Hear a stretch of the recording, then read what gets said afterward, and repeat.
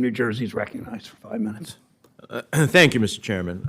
Mr. Chairman, I'm glad to see that our colleagues have found the Twitter app after years of being unable to find former President Trump's inflammatory tweets.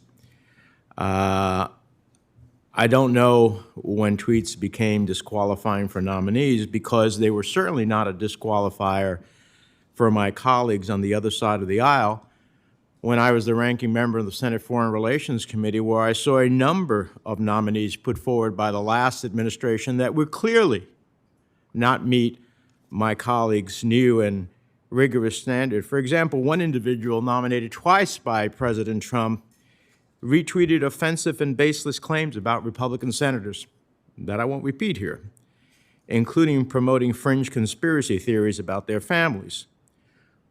One actually disregarded the committee's requests, but Republican senators voted for that person. Another one committed IRS fraud and was potentially under investigation. I brought that to everybody's attention. Republican senators voted for him. He subsequently was indicted.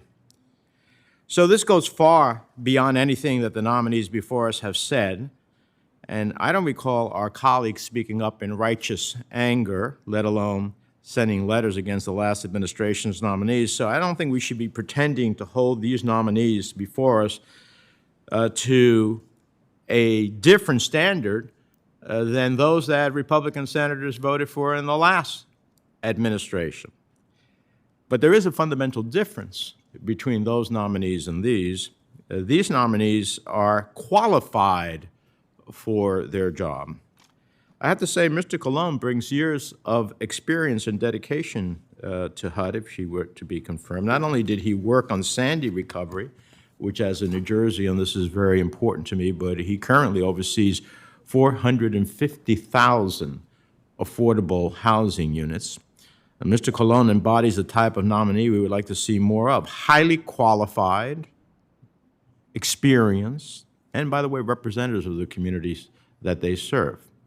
So I'm happy to see he's been nominated to HUD, and I would hope the Biden administration follows through with more Latino nominations for this and every other agency. With that, let me turn to my questions. Mr. Colon, we're nearly 9 years since Hurricane Sandy, which devastated New Jersey, New York, and the Northeast. What followed after the deadly natural disaster was a man-made disaster caused by a maze of FEMA, SBA, and HUD programs. After fighting in Congress to secure billions in CDBG-DR funding, my constituents used that aid to rebuild their homes and follow the rules in good faith. 9 years later, HUD is attempting to claw back from New Jerseyans the money they used to repair their homes and get back on their feet.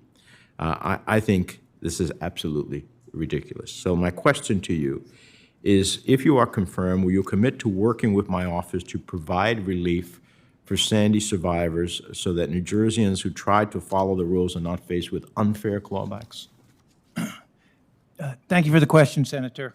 I am always open to legitimate solutions that will help families to better recover from natural disasters. If confirmed, I would be open to further discussing this issue with your office.